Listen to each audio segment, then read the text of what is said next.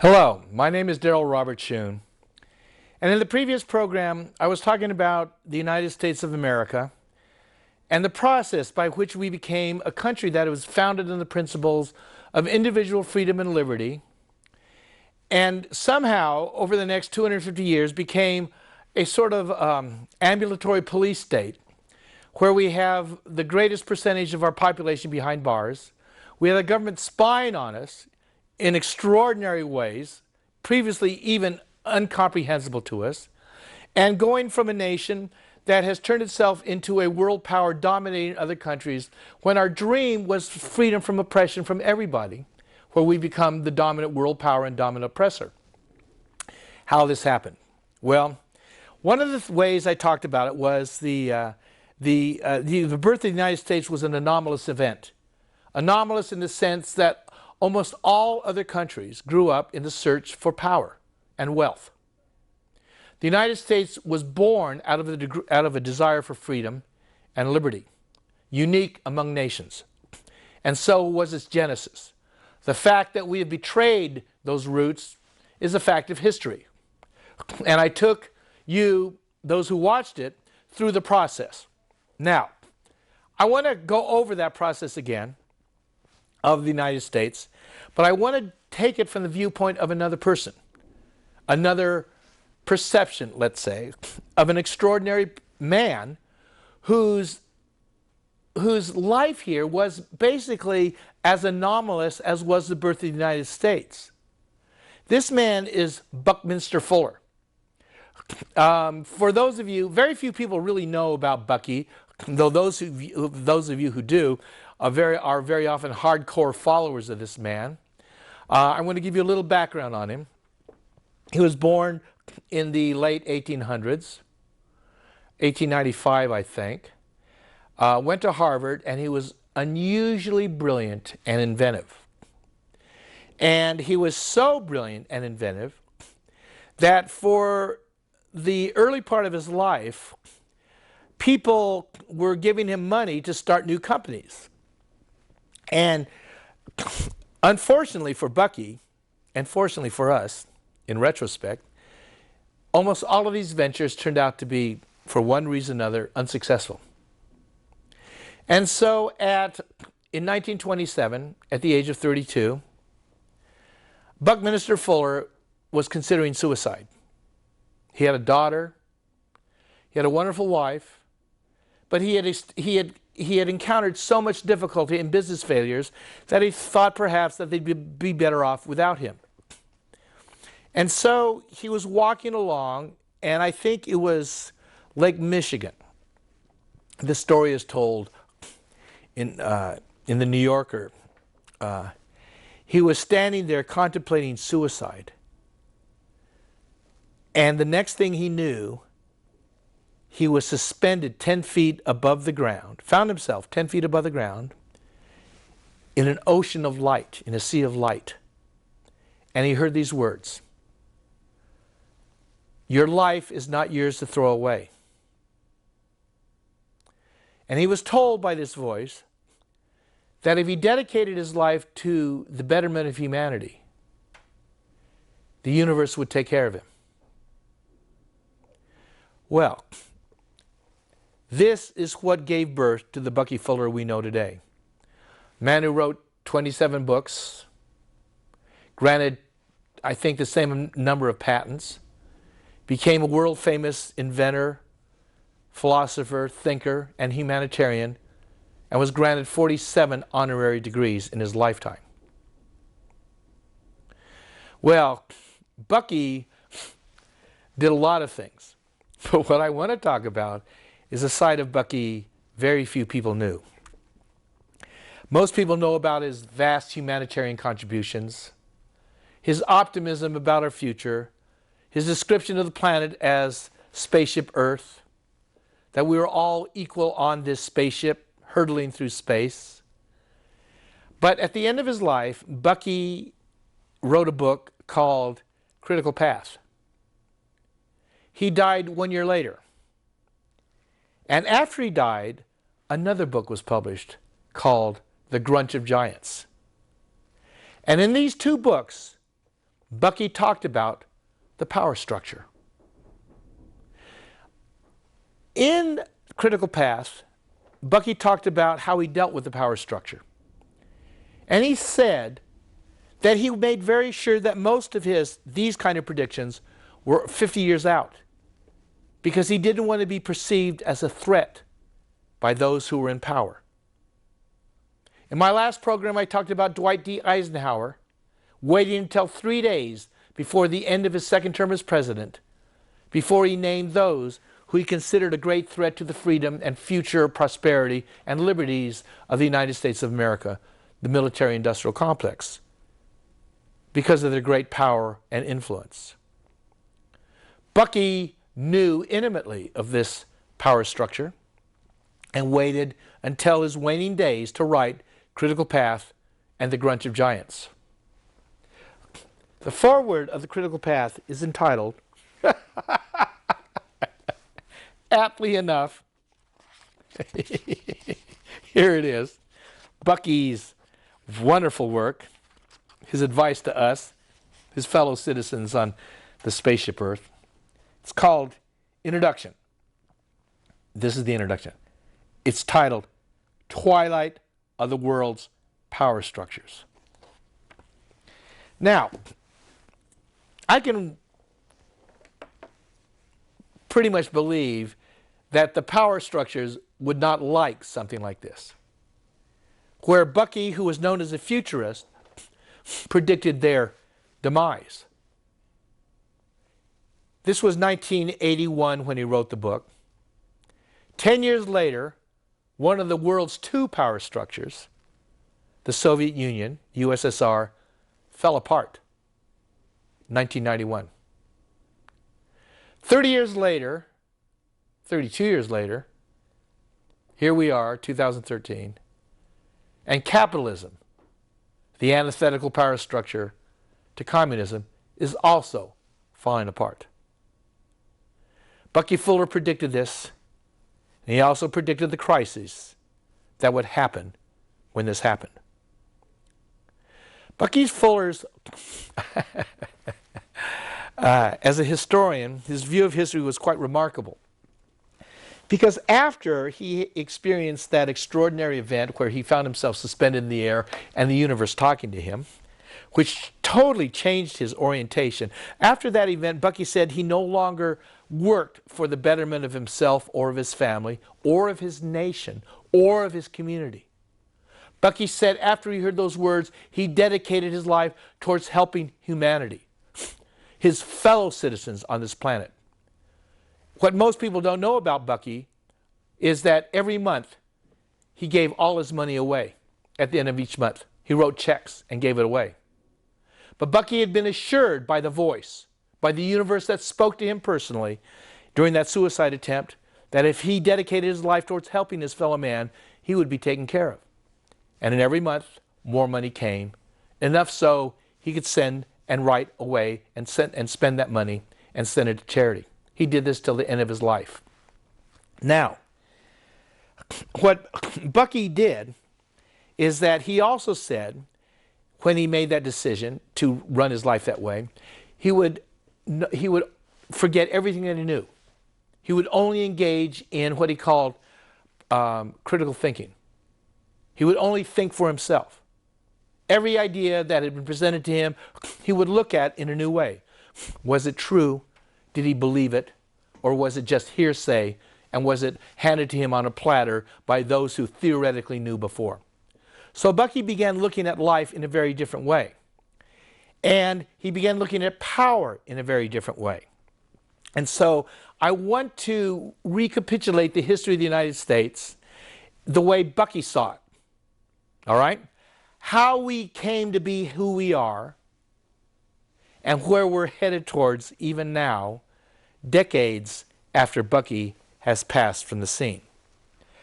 Bucky talked about the first units of power. And he said the first units of power were city-states. And as an example, he gave us Troy. We all know the history of the Trojan horse, how the Greek city-states destroyed it. Athens was another city-state. And Bucky said these city-states were powerful because what they would do was that they had vast walls around them to protect themselves from other invading armies, where they could bring in all the stores, everything of value, and last out a siege. And any armies that would come in without supplies would fall away and would not take them down. So he said this is why you had the rise of city-states, the first units of power. Bucky said the city-states then passed power to those who controlled supply lines. The ability to supply yourself over vast differences, once it became powerful enough to mount a siege against the city-states, then those who controlled vast supply lines became the dominant power. And so it was, you had trading cities that would rise up. Venice, Constantinople, vast trade routes. The Phoenicians, people who used the seas to move goods around, then became the most powerful units, political units on the face of the earth. Rome became this. It was land-based, but it was because of their ability to have vast supply routes all over Europe and throughout the Middle East that Rome created the greatest power on the earth at that time. Rome, however, was then succeeded by England. Because what England did was, by the control of a navy, was able to establish even greater supply routes than Rome had done in its day. And with the ability to travel faster over the seas, England's empire was even greater than the Roman Empire. And this is where Bucky led us to, or was leading us to the United States. All right. And what Bucky said happened was this, was that the United States arose into a system of power because through revolution, it threw off the yoke of British dominion. All right? It threw off the yoke of British dominion because what arose in America was an independent desire for freedom. Now this also set in motion another revolution. A revolution that had never happened across humanity, where people thought they could be free of the dominion of other powers, including their own. Tyranny had been an accepted fact before the United States of America. Tyranny was what all governments generally did. First, they tyrannized those they ruled, and secondly, they wanted to extend this tyranny over those they did not yet rule. So you had groups of countries that were basically tyrannizing their own population, extracting the wealth of their productivity from them so the elites could live well, and looking upon their neighboring countries, wondering if they could take over them and increase the basis of their productivity so they could live even better off the productivity of others. Well, what happened, Bucky said, was that England stayed in power until the rise of World War I. And what happened was this. This is when England was challenged by England. He said, you consider them the ins. They had the in on all power at that time. They were number one. Well, they were challenged by their dominance of the seas and the supply routes by the outsiders, all right, led by Germany, who felt their technological advance. By using technological advances, they could overcome the supremacy of England and its dominance of the sea lanes. How? By the use of submarines. By the use of the submarines, the U-boats, or whatever was later in World War II, but the Germans thought by the use of the submarines they could subvert England's control of the sea lanes, and by the airplanes take them from the air. Well, when this happened, you had a huge event in world history, because by this time England was a predominant world power. They had a power. The saying that the empire, the sun didn't set on the English Empire, was true. So what happened was you had the outside powers going after the inside powers, trying to use technology advantage of submarines and air power to take down the predominant sea power of that time. Well, Bucky Fuller said this is what happened. The United States was out here over on the edge. And England found that it could not prevail against those who were trying to take power away from it alone. So it had to buy all the supplies of the United States. And to do so, they had to send their gold and silver to America to get their arms and supplies to hopefully offset the German invaders. Now, Bucky said that the war effort took well over $100 billion to do so. He gave it I think he came up with the figure of $178 billion that the Allied forces needed. Quote, the Allied forces, he said, was just another name for the in powers, England, okay? And so the English badly needed the American supplies. And there was not enough gold in the world to pay for these supplies. So he said what they did was they convinced the Americans to join the effort. All right? And the Americans sold this to the people, what Bucky said was essentially as a bill of gold. We're going to save democracy. We're going to make the world safe for peace. Well, as Bucky pointed out, they didn't save democracy, and they certainly didn't save the world for peace, because within 20 years there was another worldwide conflagration. All right? But what they did get, they got the United States to join the inside power at the time, England, and defeat the Germans. Now, what happened was, when the United States did this, and they were no longer being paid by the Allied powers, by the British and their allies, they had to come up with the effort on their own. And Bucky said, the Americans said, well, we'll do this. But by this time, the British had put a central bank into the United States in 1913, before the war, as a way to finance the effort through debt.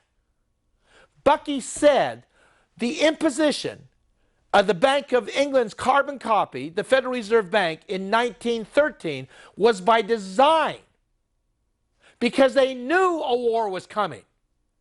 They knew vast amounts of credit were going to be necessary to fight the war. And so they put the greatest credit-generating machine in the history of the world, a central bank in the United States, to indebt the American people when they went to a war eventually 4 years later. And so they did.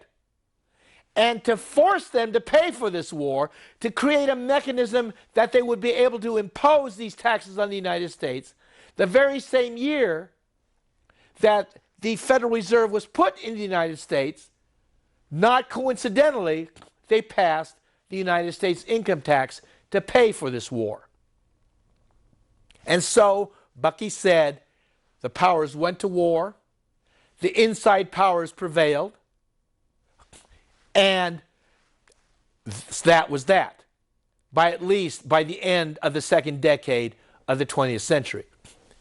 What Bucky said was this: the mobilization, the vast mobilization of industrial resources that World War I caused in the United States caused a change in the character of the United States that had never happened before on the face of the earth. The United States then became the first industrialized power. Our vast war machinery was intact. The industrial machinery on the continent was in shambles. So the United States had a vast industrial capacity that was basically looking for something to do, to be utilized. Now, he said this coincided with the rise of the automobile. And Bucky said, in the United States during the 1920s, there were well over 100 independent automobile companies trying to satisfy the demand for the automobiles. Well, who could buy an automobile? Only the very rich. It was outside the ability of the working man to buy an automobile. And so these automobile companies had to borrow vast sums of money to set up each independent production lines, to invent what they were trying to invent, and to make their cars better than the other cars. And so he said only the wealthy basically owned automobiles, and only the wealthy existed as a pool, as a demand pool for these huge number of automobile companies.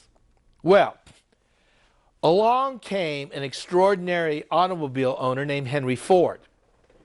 Now, Henry Ford's contribution was extraordinary because Henry Ford was the first person to want to pay his workers a living wage. Every other automobile company wanted to squeeze their workers so they could squeeze profits for themselves.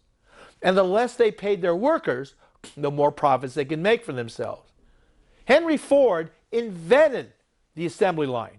He basically invented the ways automobiles were produced.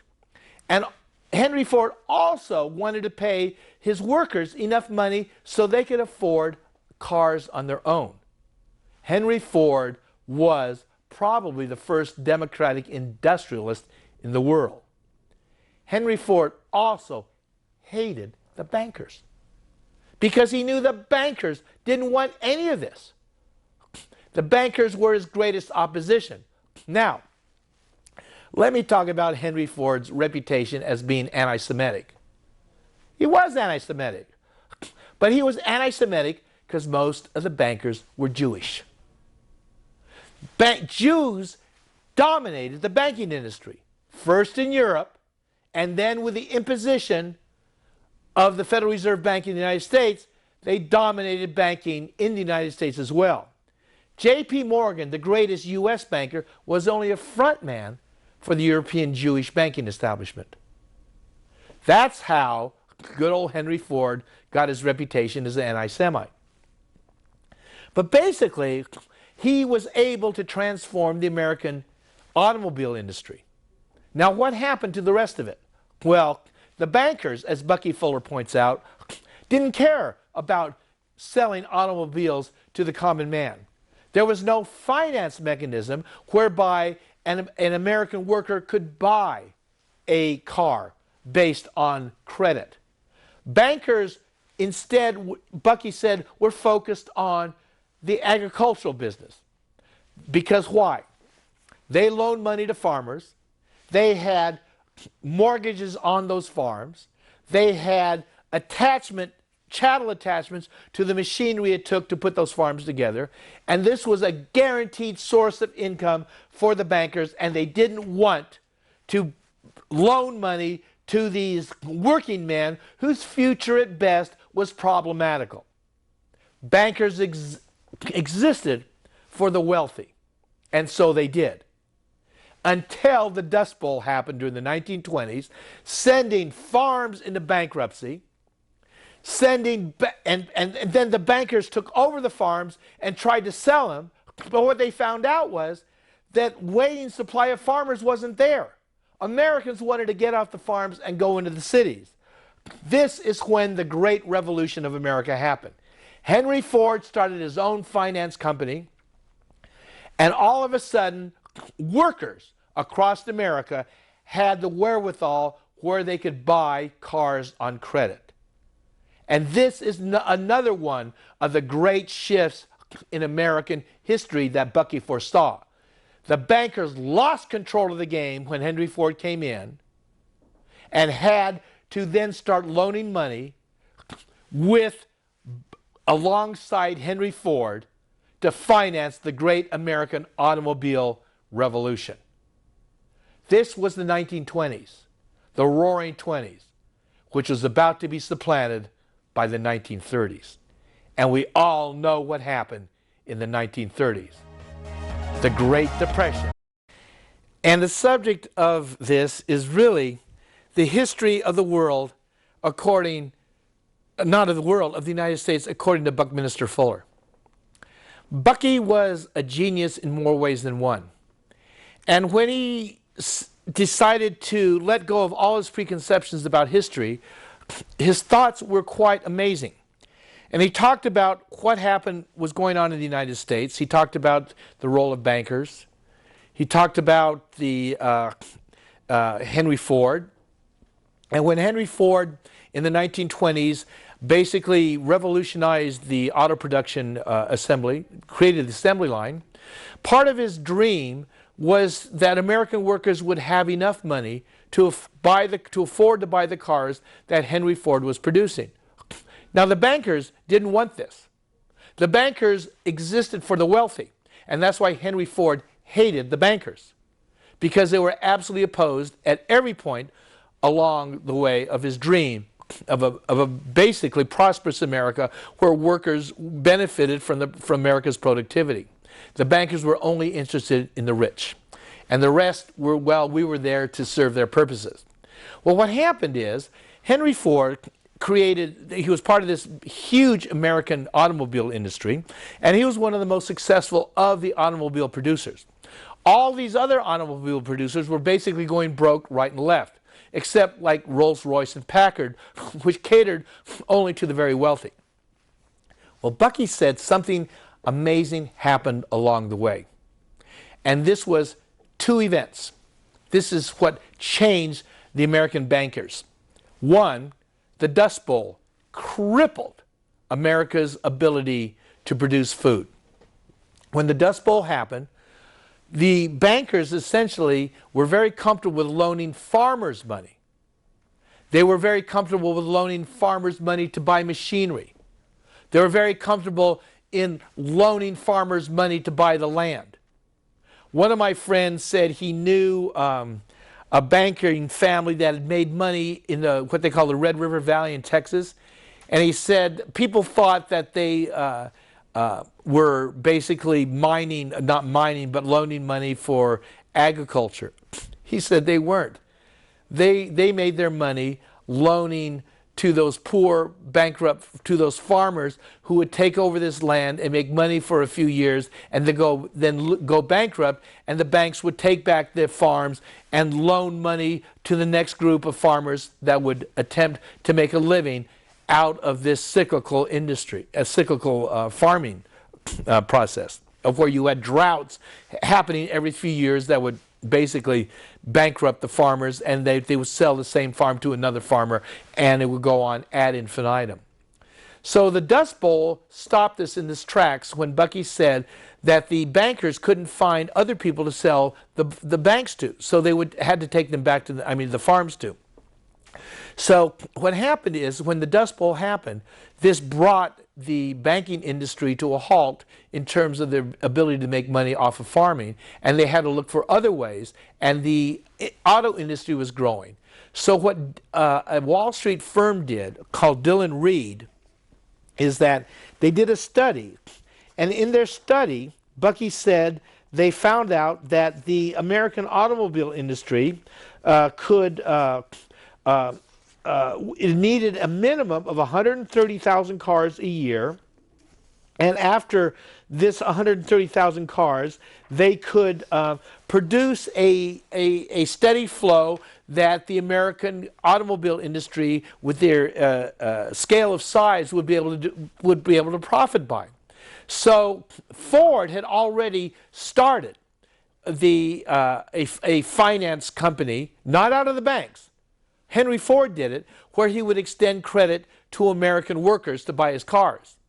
Once Dillon Read found that they could profitably do this, he said Dillon Read bought up a bunch of bankrupt or soon-to-be bankrupt car companies and formed the Chrysler Corporation.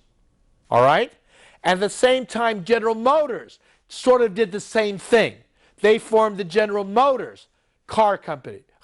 And just as Ford had formed his own financing and extended credit to the car buyers, General Motors formed the GMAC, General Motors Acceptance Corporation, which would extend credit to people who wanted to buy their cars. Chrysler did the same thing, and you had the revival of banking towards the American public for the first time, where workers had access to credit where only before businessmen had access to credit. Well, Bucky said this went along until the 1929 stock market crash, which blew up the American model of banker capitalism, or what he called lawyer capitalism. Because what happened is when lawyer capitalism, when banker capitalism went bankrupt, when companies went bankrupt, the banks would be able to call in all the loans and take over ownership of the shell that existed before and restart the process. Just like when the mortgages on the farmland went bust, the banks would be able to take ownership of the farm over and sell the farmland back to another farmer who wanted to take a chance at it. Bucky said this worked until the banks went bust and the rich people went bust. He said when this happened, they found out there was nothing there. That the banks had no assets. That the rich people had no assets. That it was a game of smoke and mirrors. That the banks themselves were just credit houses. And when the credit houses collapsed, there was no money to restart it. When the corporations collapsed, there was no money, their assets. They needed credit to keep it going. And when the banks went down, there was no credit to feed it into these machineries, into the machinery of commerce to keep it going. So what happened was the New Deal. And in the New Deal, Franklin Roosevelt and the Democrats took over this vast, empty machinery of the corporate capitalists, and rather than taking ownership, because Bucky said that'd be called socialism, and that was a bad word in America. So instead of socialism, where the government took over the corporate skeletons, which they had every right to do so, because they were now going to stand as the lender of last resort.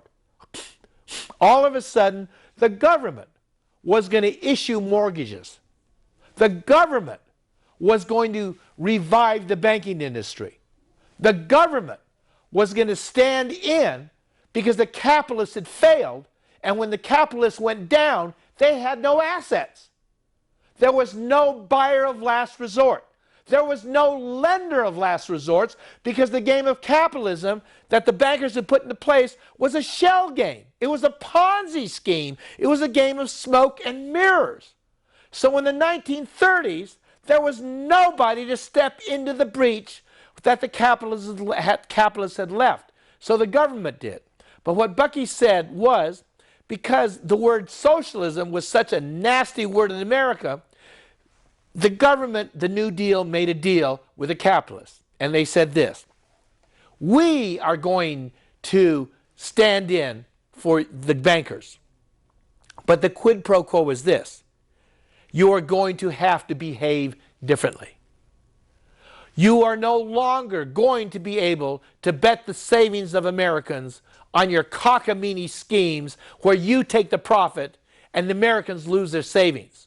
We are going to guarantee the savings of Americans up to $5,000. But you, the banks, are no longer going to be able to bet their savings in your cockamamie schemes where you take all the profits and the losses are left to the American workers. So we are going to guarantee them, but we're going to separate investment banking from commercial banking.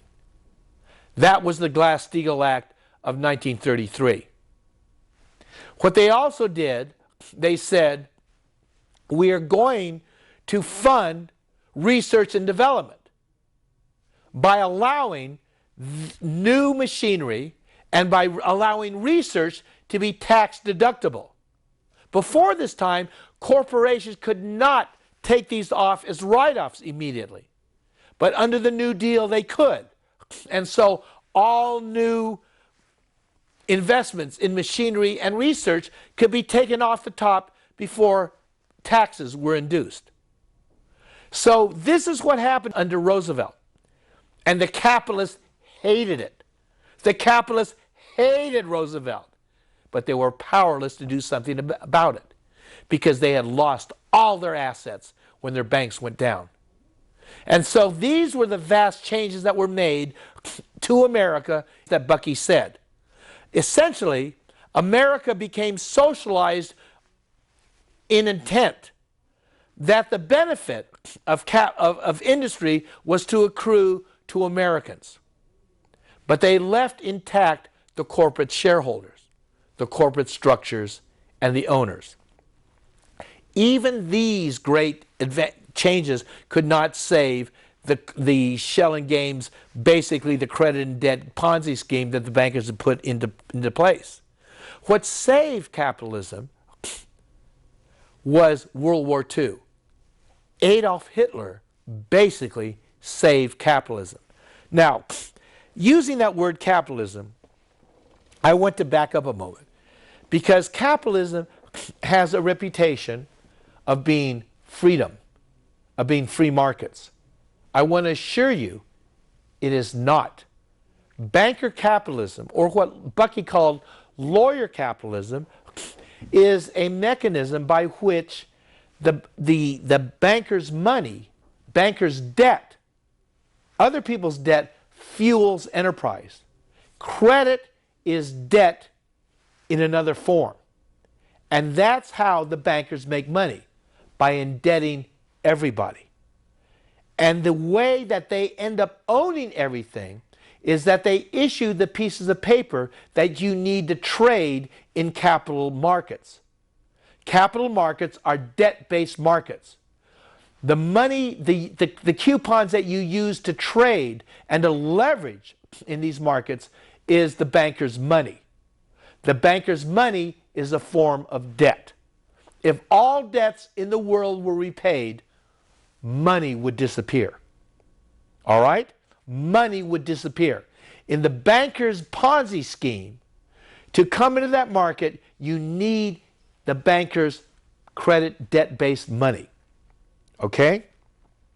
Free markets existed far before the rise of capitalism. Capitalism is merely the name we've given to the banker's economy. The banker's economy did not exist before the 1700s, 1800s, and 1900s. The banker's economy came into existence purely with the establishment of the Bank of England in 1695 and given a life-saving boost with the Federal Reserve Bank in the United States in 1913. After World War II, all economies became central bank economies, and we have central banks around the world, even in previously communist countries. So what we call capitalism is not free markets. Capitalism are free markets which use the banker's debt-based coupons as money. This is why the 1% owns everything. This is why the bankers have the power they have in today's economy. This is why the United States will not throw bankers in jail, because they have more power now than they had ever before. I want to read something about what happened during the 1930s, which is going to surprise some of my readers, some of the viewers today. In 1913, where is this? Page 81 and 82.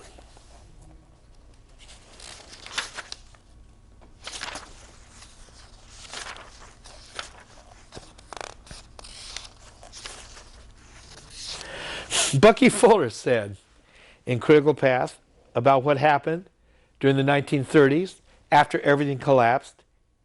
He said this: "Thus came the New Deal Security and Exchange Commission, the SEC, and the complete separation of banking and initial risk financing, or at least supposedly so. This was called the Glass-Steagall Act.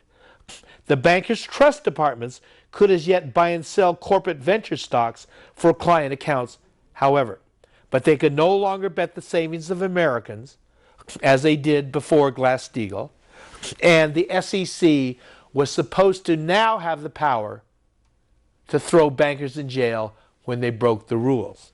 And they did in the 1930s.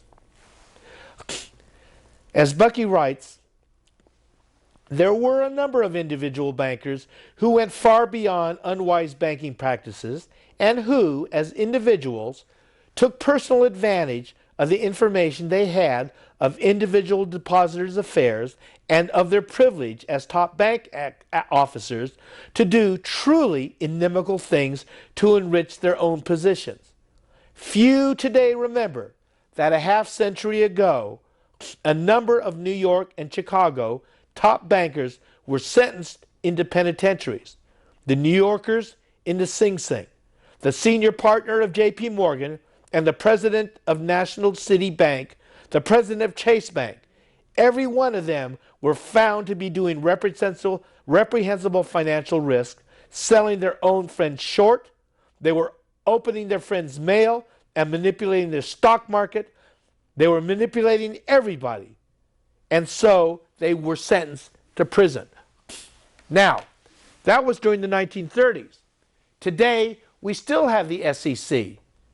But bankers get a free jail pass. Bankers aren't being sent to jail. It's a shell game. And what happened was this.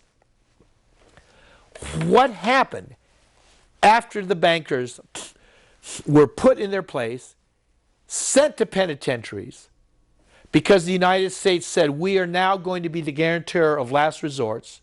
We're still going to have a capitalist system. But it is the bankers are no longer going to be able to run roughshod over the public interest. I said before that FDR saved the corporate capitalist model. But he said, henceforth, the people, the corporate model would have to act on behalf of the people. Well, clearly that has not happened a half century later. What happened was World War II came along, basically saved capitalism, wiped out all the old debts. The United States had all the gold in the world after World War II. And we relent this to Europe, which built up demand, which had a huge amount of demand, and the corporate model of credit and debt began functioning once again, which it hadn't after the 1930s.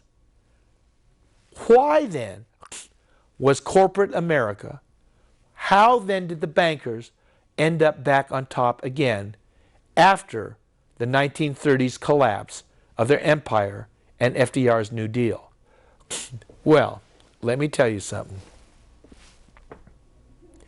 The American workers, after World War II, had enough money that Bucky said they started thinking themselves as little capitalists themselves.